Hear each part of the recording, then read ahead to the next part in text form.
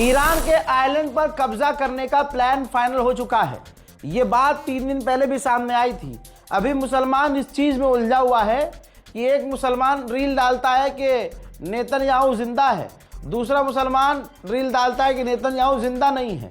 हकीकत यह है कि हम इस चीज़ में उलझ गए हैं और ईरान के खिलाफ जो बड़ी बड़ी खबरें आ रही हैं उस पर किसी का ध्यान नहीं है। रिपोर्ट यह है कि डोनाल्ड ट्रंप प्लान कर चुका है कि हमें अपनी फौज को खर्ग आइलैंड पर उतारना है।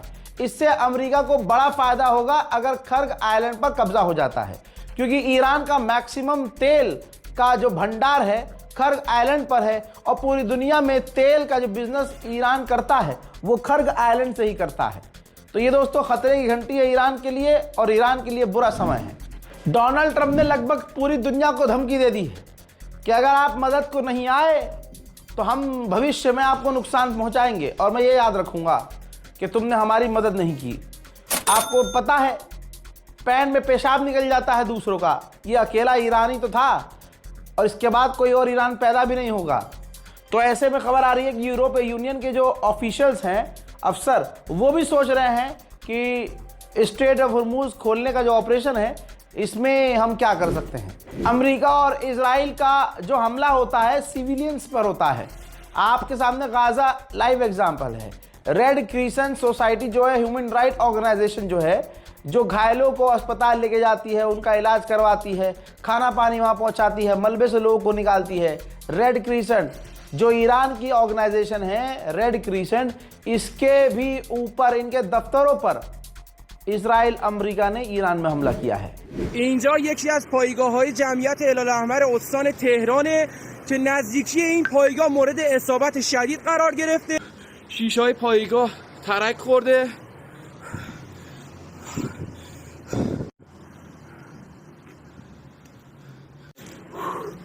تمامی شیشه‌های پایگاه ریخته.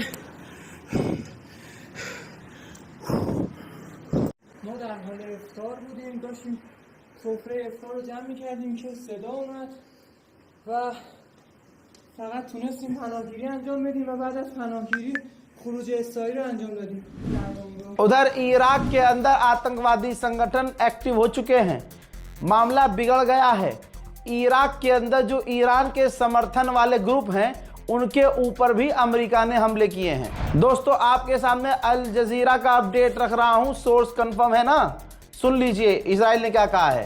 तेहरान, शिराज, तबरेज, ईरान के इन तमाम बड़े जगहों पर हम लगातार हमले करते रहेंगे हज़रात, क्योंकि मोहम्मद बिन सलमान ने कह दिया है, आदेश मोहम्मद बिन सलमान का है कि जितना पैसा चाहिए हम आपको देंगे, ईरान को पीटो। ये है बिन सलमान। इजराइल ने कंफर्म किया है कि हमने ईरान के एक पैसेंजर विमान को उड़ा दिया है जिसका इस्तेमाल सुप्रीम लीडर करते हैं। बता दूं आपको कि मुज्तबा खामनाई जो फ़िलहाल सुप्रीम लीडर हैं, उनके बारे में ख़बर ये भी आ रही है कि वो रशिया तो हैं ही, लेकिन जब वो घायल थे तो व्लादिमीर पुतिन ने अपना स्पेशल जहाज़ ईरान भेजा था और उसी जहाज़ से वो मॉस्को पहुँचे हैं और उनका वहाँ ऑपरेशन हुआ है, सर्जरी हुई है। ऐसी खबरें आ रही हैं। इस पर ईरान चुप है और इस पर रशिया भी चुप है। मेरे दोस्तों अब ईरान के हमले कम हो रहे हैं। ऐसा लग रहा है कि ईरान की मिसाइलें ख़त्म हो रही हैं या ईरान को इतने ज़ख्म लग चुके हैं, क्योंकि ये देखिए ग्राफ देखिए, हवाई बातें नहीं कर रहे, आपको खुश करने के लिए हम यहाँ नहीं बैठे हैं। देख लीजिए, ये देखें आप, शुरुआत में हमले बड़े थे, अब धीरे धीरे हमले छोटे हो रहे हैं, कम पड़ रहे हैं। ईरान के विदेश मंत्री ने ये ट्वीट किया है जिसके अंदर उन्होंने ऑयल फैसिलिटी को तबाह बताया है कि ईरान के हमारे जो ऑयल फैसिलिटी है वहाँ पर इजराइल ने ऐसा हमला किया कि अब वहाँ बीमारियाँ फैलेंगी, सालों तक अब वहाँ पर जहरीली हवा रहेगी, पानी बर्बाद हो चुका है, ज़मीन ख़राब हो चुकी है। ये इंटरनेशनल लॉ का उल्लंघन है और जो वॉर क्राइम इजराइल ने किया है हम इसकी सज़ा उसे देंगे।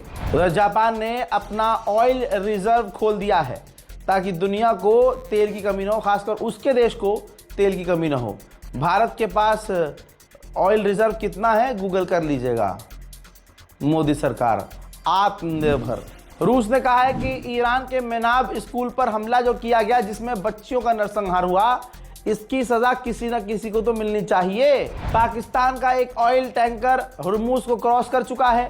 भारत का भी एक ऑयल टैंकर जो है स्ट्रेट ऑफ हुर्मुज को क्रॉस कर चुका है। आगे बढ़ने के बाद भारत की नेवी इसको एस्कॉर्ट कर रही है। बता दूं कि अमेरिका ने खुद कंफर्म किया है कि ईरान और भारत के बीच, इंडिया के बीच स्ट्रेट ऑफ हुर्मुज को लेकर कोई ना कोई डील हुई है। ये अमेरिका के ऑफिशियल ने भी कंफर्म किया है। ईरान का खुमैन शहर है, वहां पर स्कूल के ऊपर अमेरिका और इजराइल ने हमले किए हैं।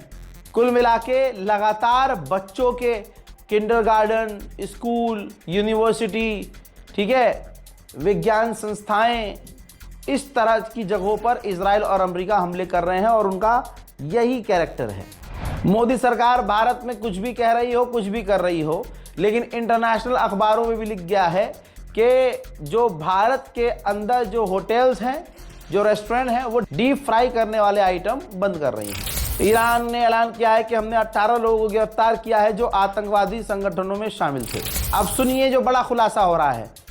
डोनाल्ड ट्रंप ने और खुद अमेरिकी जनरल्स और डोनाल्ड ट्रंप के एडवाइजर ने मिलकर नेतन्याहू को मना किया था कि ईरान के ऑयल रिजर्व पर, ईरान की तेल की संस्थानों पर हमला मत करना, क्योंकि इससे तेल के दाम दुनिया में बढ़ेंगे और दिक्कत सबको होगी। तो किसी भी हालत में ईरान को निशाना, और प्लस ईरान जब पलट कर वार करेगा तो वो भी हमारे तेल के टैंकरों को और ऑयल रिफाइनरी को निशाना बनाएगा, तो इससे तेल के दाम दुनिया में बढ़ जाएंगे। लेकिन नेतन्याहू ने नहीं सुना और ईरान के तेल के भंडारों पर हमले शुरू कर दिए। जहां एक हफ्ता कंप्लीट हो चुका है, ट्रंप ऐलान कर चुका था एक हफ्ते पहले कि हम जीत गए हैं, लेकिन अभी कुछ ही देर पहले ईरान ने 55वां हमला ऑपरेशन ट्रू प्रॉमिस के नाम से 55वीं बार हमला जारी किया है ईरान पर, सऊदी अरब पर, कुवैत पर, अलग अलग अमेरिकी ठिकानों पर। अल्लाह अकबर। देखिए